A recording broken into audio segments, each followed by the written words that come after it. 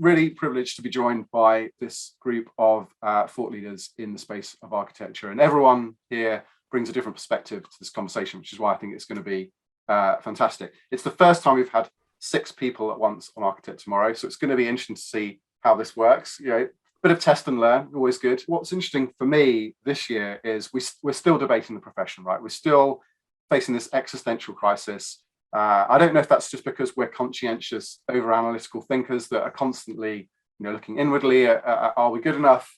Or just the fact that, as Paul says, that we deal with global scale challenges and we have to try and agree globally on a technology and business architecture that underpins every industry out there going. So, of course, this is going to be complicated. It's going to be nuanced. It's going to have different things. But we've seen quite a lot of discussion about, is enterprise architecture dead? Does it need a reboot? Does it need to be redesigned?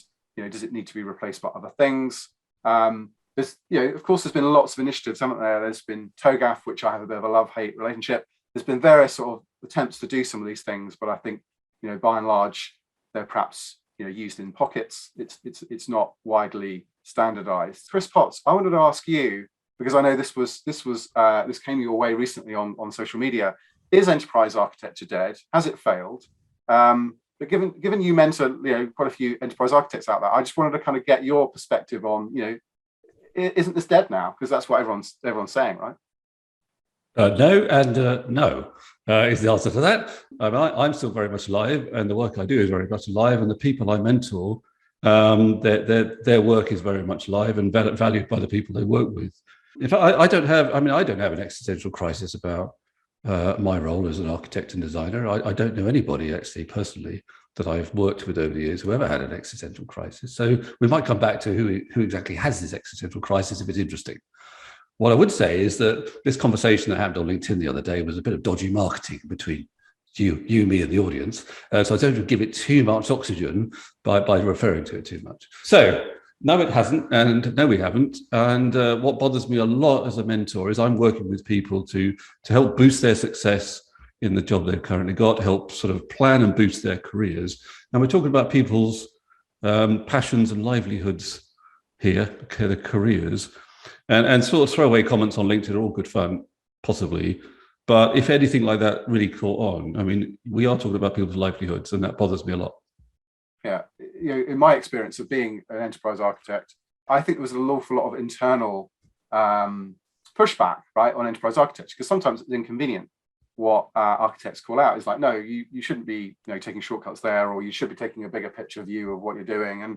And so I wonder whether there's some people that perhaps find architecture inconvenient because it's sort of guide rails and its governance that they'd rather ignore. I don't know if you have a sort of perspective on that. But that was the whole point of design, really, is to sort of create something that sort of constrains us to something we're supposed to be building and using. Yeah. Otherwise, nothing's designed and there's no constraints. So it kind of like goes with the territory. It's not so much whether there are guardrails or constraints, it's how we go about, applying them in practice that people find valuable rather than anything else they might find.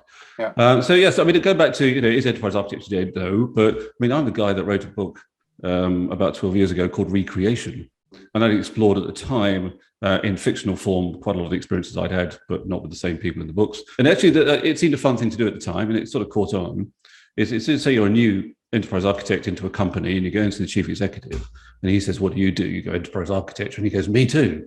We must have the same job. We should see each other." And it kind of there's an important point to that. And I think going back to the discussions that are going on, what I see on the side of that dodgy marketing discussion, where people are taking it a bit more seriously, is that that people are contemplating what seems to be two potential models or versions of what we're talking about, how you do this in an enterprise in practice. One of which is probably the most common one people talk about, which have a team, and they do maps and they do roadmaps and they sort of help guide investments. And the other one is the entire opposite. You have a sort of loose network of people who can do some of this work, all of which their own expertise, many of whom are not called architects. And the people on my list of mentoring clients, I've got a lot of architects, also got designers, I've got CIOs and so on, all the way through. I've got all sorts of people. So there is a sort of question as to whether enterprise architecture is actually a collective thing that people across an enterprise do in a network, or whether it's sort of run by a central team. So I wrote about that today on LinkedIn. And my experience is kind of the best solution is going to be a sort of bit of both. Yeah. And in fact, the central team is there to sort of guide and manage and coordinate a network of all sorts of designers, analysts and things, including chief executives. I think you're bang on there. I think what's interesting over the, clearly before I became an architect, after I joined the profession, clearly there's been an evolution, right? I think initially perhaps there was one enterprise architect in an organization and they attempted to get their arms around. That was me. And I think what's clearly happened is we've got more specialization, more domains, we've kind of carved things out. And so talking about domains, I'd like to turn to Whynde next. So Chris mentioned a debate with Intersection, who are talking a lot about enterprise design. And it was interesting to hear Chris describe himself actually as enterprise designer first. But, so this whole concept of enterprise design over enterprise architecture, is that just semantics, or is this about aligning with the latest trends for design thinking? And of course, I see design thinking as an element of business architecture. So what's your sort of perspective on this one? Yeah. Well, so first of all, to say intersection enterprise design, I'm a big fan of the people, the concepts, and the work. So that's important. I think there is tremendous power in identity, experience, and architecture. That is a trifecta from outside to in. We all are going to blend different, I think, roles, right? We blend different things. We blend different disciplines as we show up. So I think the most important takeaway here is that I don't know that there's just one way. I don't think this is an expansion of architecture or even business architecture specifically. And to take it, zoom up even further, I think the real answer, the real way to sort of crack this nut here is to look at the full collection of teams, because it takes a village to get ideas into action, from strategy to execution, or to design or redesign an organization. And so while I think it's important to hone in and marry these two disciplines, we also have to think about and work together cohesively with strategy and organization design and organizational change management and process and so on and so on. And so I think that the bigger question is always bringing it up to the why and how teams work together, and then allowing disciplines to be clear, but allowing each of us to blend roles as it makes sense in our own personal and organizational context. In your question about design thinking, I look at that as a creative problem-solving methodology, human-centered. And I think for all architects and most other people, that's a competency we need, and we need to apply it, maybe in strategy formulation, in design, and in solving problems. So that one in particular, I look at as something that we should all really be using and doing and familiar with.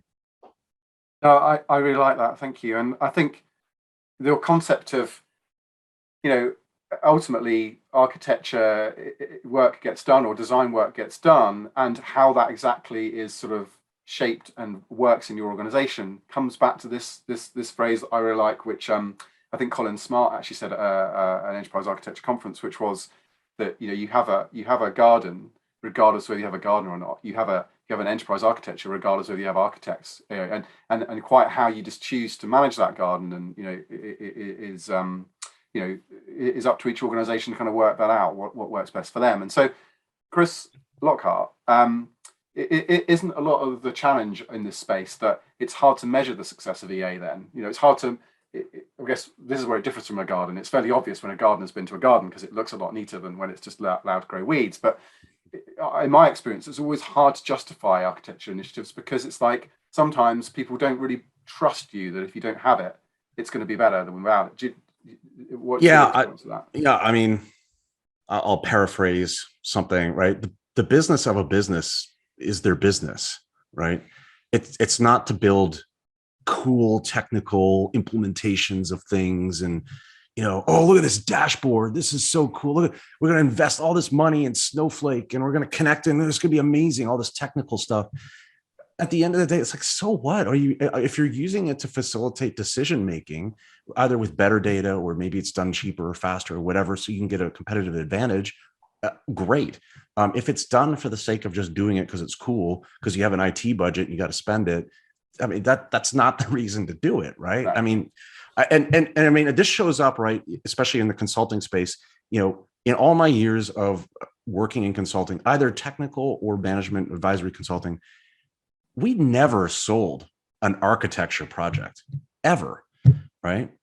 There was architecture as part of something that was being sold in the product space or the market space or whatever it is, right? But yeah, we need some technology pieces, and we need someone that has the visibility to be able to connect what the technology can do with what we're asking it to do from a business perspective. But never did anyone ever say, yes, we'll give you $1 million to draw some really nice diagrams, and let's model it all out. And what is it TOGAF, or are you going to use this or that? No one ever asked us any of that stuff, right? It was just sort of like and so from my perspective, right, is the garden there without the gardener?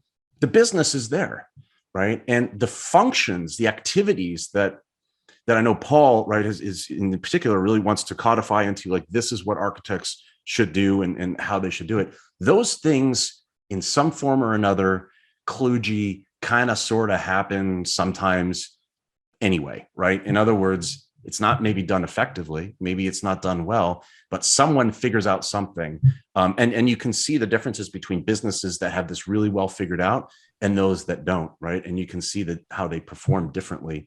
I think so. To continue the analogy, right? The garden is always there. Some of them just have a lot of weeds in them, right? And some of them are kind of well manicured and well maintained. The ones that are really effective at producing high yields in the garden are the ones that have the folks like the various forms of architects that can actually understand what's supposed to happen and then how to have it happen and how to help it happen, right?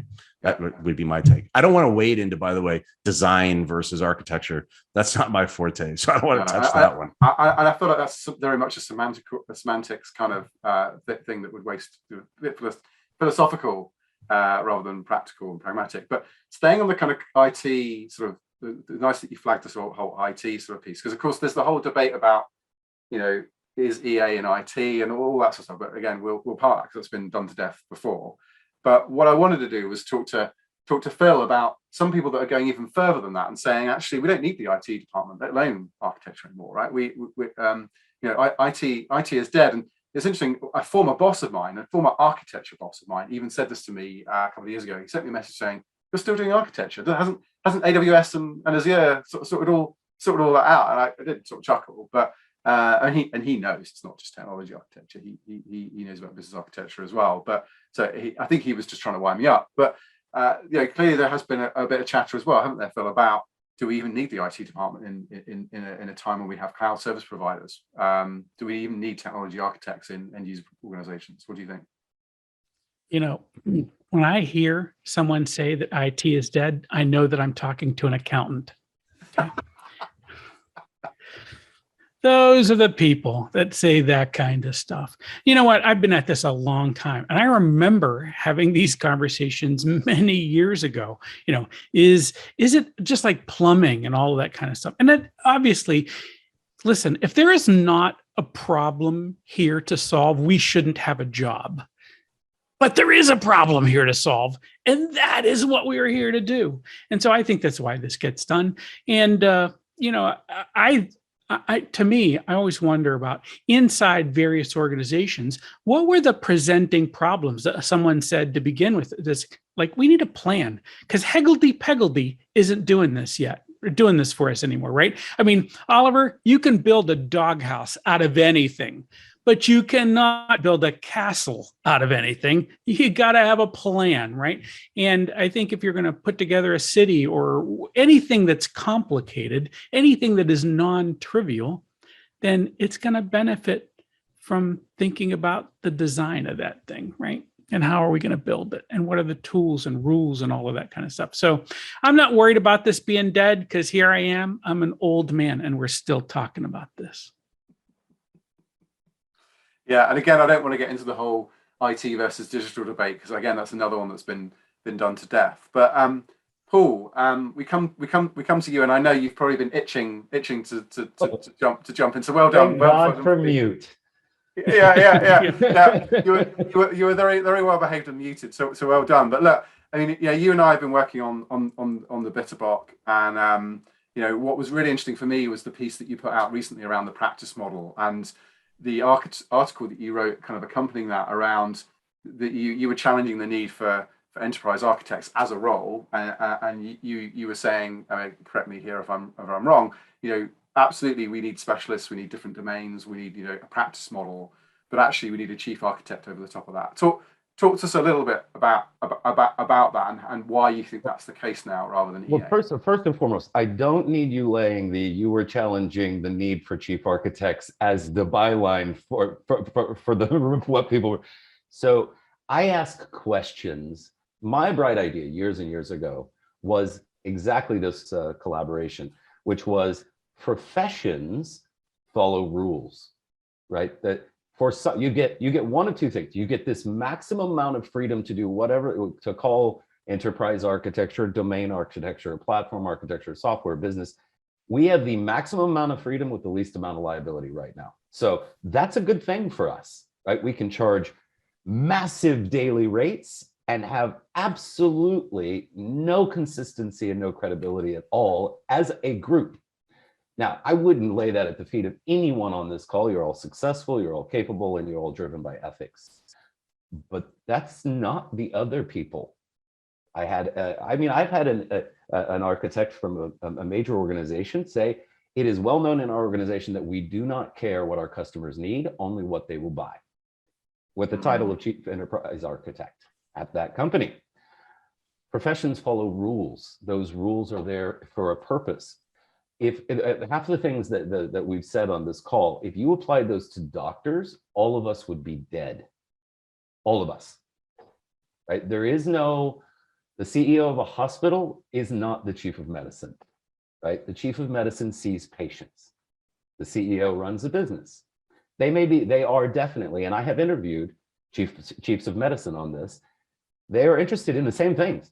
They're interested in the number of patients. They're interested in the number of clinical trials. They're interested in all these things, right? So professions follow rules, and those rules, and this isn't me, this is a Harvard professor, right? That says management is not a profession.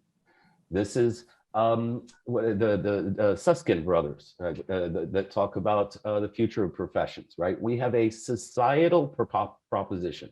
We get one of them. Doctors heal people. Accountants, I don't know what their societal like spreadsheets. I don't know. Wait, no, architects like spreadsheets. So I don't know. There's all sorts of ways to take that. So my point is that's one of the rules. There is a single career path to specialization because it supports the value proposition. They cannot be promoted outside of the chain of professional growth. Right? The CEO of a hospital can't walk over to a janitor and say, hey, guess what? You're the new surgeon, which is how most of us get our titles today. Right? That's it's so true. You're dead right. I mean, like if I look at my career, one day I was a development team lead, and then I realized we needed a solution architect, and I was working for a medium-sized company at the time, and we were doing consulting, and I essentially just changed my job title, and everyone just accepted it. When I did my first, so like Phil, I got a liberal arts degree in Japanese and Asian religion because I'm that weird guy, right? The point is when I did a successful product for Dell, they asked me what title I wanted, and I said, chief architect sounds great, and they went, okay, sounds good to us too. I was all of like 26, right? So and there's other things. There are rigorous guidelines. You can exit somebody from a profession when they break ethical norms. I had a sit distinguished on the phone about 3 days ago who said, I went from this company where I fired these 3 people, and I moved companies, and they were working there as architects, right? They weren't laid off. They were fired for cause. So, and we all know these people, right? Who bounce from employer to employer. So again, I ask questions. And one of my questions is, how much of the architect professional titles are based simply on not having enough architects in the world?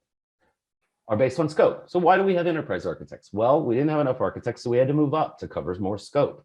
That was where they originated. And they originated out of IT, but that doesn't mean they should stay there. I don't have skin in that game, who you report to. What my question, the questions fundamentally are, can I demonstrate a competency model that is unique? So for example, if the CEO is the chief architect, which you can't make a profession, and then you can't, and because it can't have a competency model, because anybody can be a CEO. Hello, I just invented a company, right? So the point is these questions are not being answered, and I think that's why we're still having this debate, is because we're not really willing yet to give up our freedoms that we enjoy, to be able to answer these questions effectively.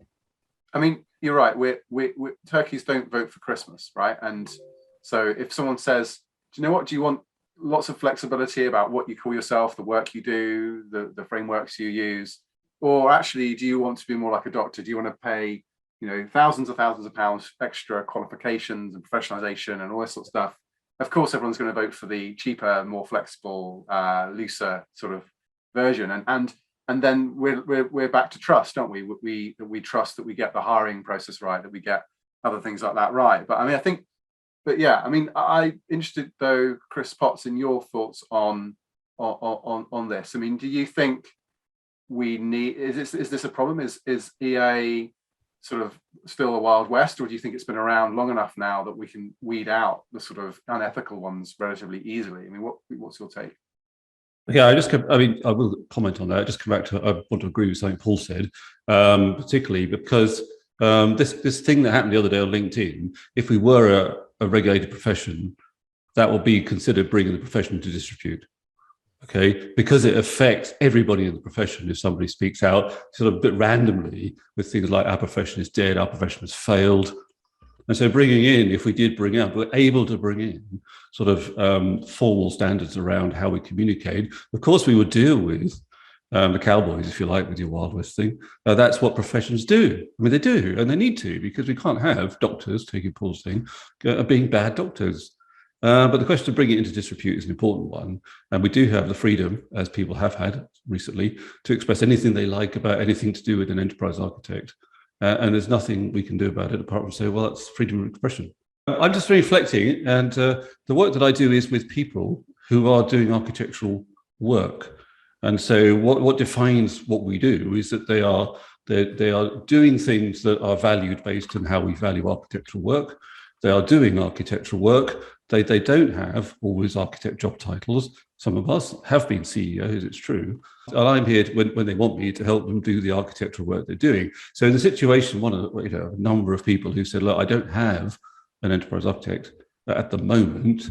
I want to be, and I want to experience being, our enterprise's chief architect for now until I get another one. Can you help me? And the answer is, of course. Because, go back to the garden analogy, it needs not only sort of trimming and things, it actually needs resculpting. He's a landscape architect come in our analogy, not just a garden maintenance guy or lady. And so, of course, we're going to do it because it moves on, the organization moves on that enterprise in a way that otherwise it won't move. It'll sort out some of the issues that we're here to sort out, and also give them some of the advantages of having an architect. So that's a bit tricky, you see, because I think I participated years ago in something called SEEP, which was, if anyone in SEEP, I see Paul, in which we laid out professional standards. We laid out the value of what we do to society. We laid out the value of what we do to enterprises. And quite what happened to SEEP, I kind of lost the thread a bit. But we did that, and I'm still supporting the idea that what we need to be clear, and we are clear, why we have architects. We know why we have architects, and we know what they should do and shouldn't do. One last comment about the enterprise design thing is that, I did say I've been an enterprise designer before I was an enterprise architect. That's in parallel with other kinds of media, if you like, in which architects and designers express themselves, is there are both. And one of the confusions that can come is if enterprise architects sort of do other design work that actually somebody else should do, because then everyone gets confused about, where architects stop and designers start. So I wouldn't suggest, go on. Yeah, sorry, that's a really great point, actually, which I kind of, the fact that, and I have a saying, which is just because you can doesn't mean you should. And Absolutely. I think it's really true when it comes to, because of course, as we've all discussed, as we've all mentioned, we've all come up through different sort of, pathways to get to where we are. And of course, that means you have the ability to do other things. And I think the hardest one I would say I've seen people try and jump from is solution architecture to enterprise architecture, because so often people become this sort of super senior solution architect rather than a true enterprise architect, because they're never able to sort of break out of that solution architect thinking. And I'm sorry. They get dragged back into the solution. I really have to interject. We should police ourselves, and nobody on the call get to say a true anything. Because we don't, that word we've already, jumped people up into these people are in and these people are out, where we have absolutely no codifying way to tell who's right. Like, we don't have a model by which somebody is a true enterprise architect outside of opinion. Isn't part of that, Paul, the confusion of role and title, right? Yeah. Like, it's like, and Oliver, you pointed out, right? It's like, solution architect became an enterprise architect. Well, those are different sets of activities, right? So like, just because you got promoted from a level 12 to a 13 or whatever the heck it is, right? That doesn't mean your title suddenly becomes a different type of architect, right? Because the role is different. And it happens the other way around as well, right? People get to the point where HR needs to give them a different job title in order to reward them, in order to keep them in the organization. We see that. I've seen that a lot as well, right? You get people with that title because it comes with a certain pay and remuneration scale. So I think that I've seen both examples of where someone has genuinely made the jump, and then other times where people are just given a new title. So think about it like in your consulting experience, Oliver, right? You're a senior associate or you're a manager, right? Your title, your level, your pay grade, your rank, for lack of a better term, right, generally aligns with the kinds of things you would do for a client on a project. And oftentimes it's like, it's very clear in the statement of work. Here is the title of the person performing this role, and the role is X. And you can make, the argument is whether is that person qualified to do that role, but that's the role and it's not the title, right? So if you're on a project, you're the solution architect. You're not senior associate of level 2 or whatever, right? I mean, I don't know. I think we need to be a bit careful with the rank thing as well, right? Because I think for a lot of time it was seen that like EAs were this sort of career destination, but actually, to other people's points that we've already made, everyone has their specialization, everyone has their value, and I think this sort of hierarchical view of architecture isn't helpful. I agree, absolutely. Yeah. I mean, I'd say the work I've always done, the work I've done with other people, is we're always valued based on our contribution to other people's success, because we have to be, otherwise we've got no means of being successful ourselves. Yeah. Nothing to do with ranking or titles. Your value as an architect is your contribution. Whynde, did you have something to add on this? Yeah, can I come back? Paul, you said something really significant that I think is really good to sit with, and that is, are we willing to give up our freedom in support of a bigger purpose? I think a lot of it does come down to that. I think that's really key. I recently read something from Farnham Street, so I have to give them credit, but they said, don't be on the wrong side of right. In other words, don't be on the side where you want to be right, even though you're sacrificing what's best for the bigger picture. So I don't know that we can solve that, but just to say, I think that's at the heart of this. From my particular perspective, where I come down on this is I do see the architecture and the architects. And to me, I think these things actually coexist, and I see an and here, right? So from my lens, I see, at least from a business architecture perspective, sort of a Venn diagram where that business architecture piece, that capability lens, is arguably missing as part of strategic management. And then there's a continuum of business architecture also on the other side of the Venn, sort of the tip of the spear to work with enterprise architecture. So I still think that when it comes to professionalization, that more side towards the enterprise architecture side can be professionalized, and there's a unique and missing and rigorous role for architects. Though I also think part of what we do on a daily basis, and this is why architecture and other people using architecture is relevant, because we have some gaps that are missing, and we see it. We're big picture people, and we're trying to influence that change in different mindsets. I'd like to agree with that, if I could take the microphone. Totally. When I started out as an architect in 1995, I was given two what we now call domains to look after: the customer value domain, which was sort of the sharp end of being a business, and the enterprise investment domain, which I called it in the end because it didn't have a name, coming in from there's the value of the customer, the value of the enterprise itself, and the whole question, which I know we're getting onto, about the way in which enterprises invest in changes, architectural or not, the way they prioritize their goals and so on. That was all something which was missing and may still be missing from people's capability maps and so on. And I've had to kind of make it up with some other people along the years.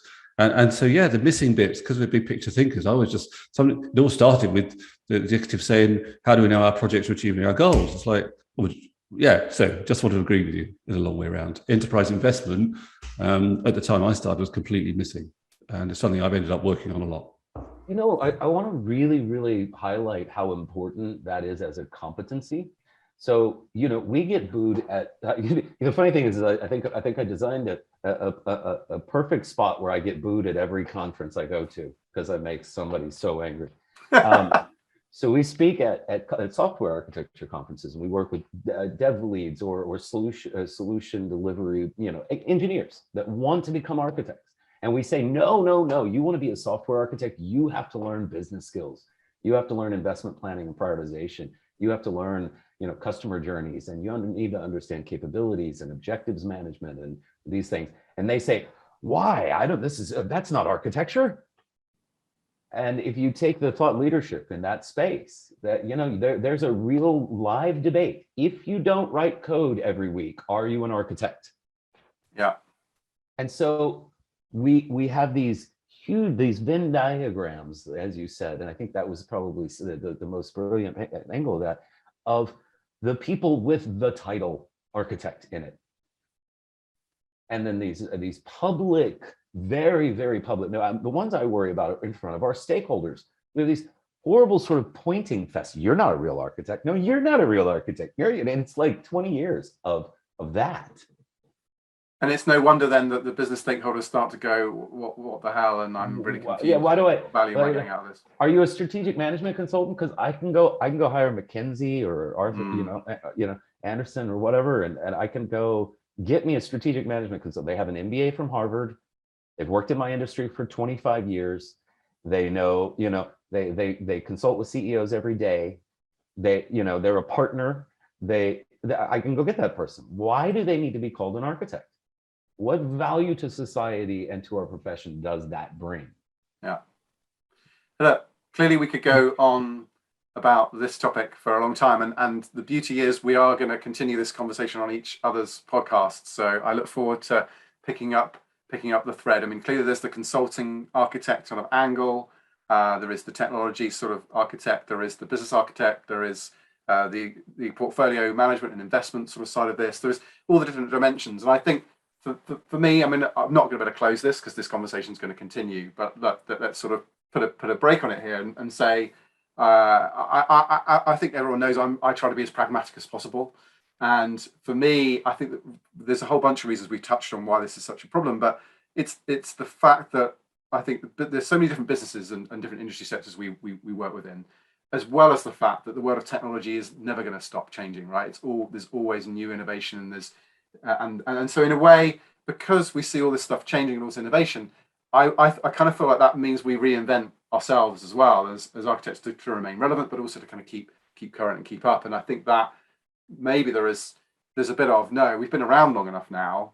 There are some patterns, there is some codification, there is some trade-offs we're going to have to make around freedom versus sort of professionalization. But I look forward to continuing this conversation with you all on respective podcasts this year. And thanks again for your time.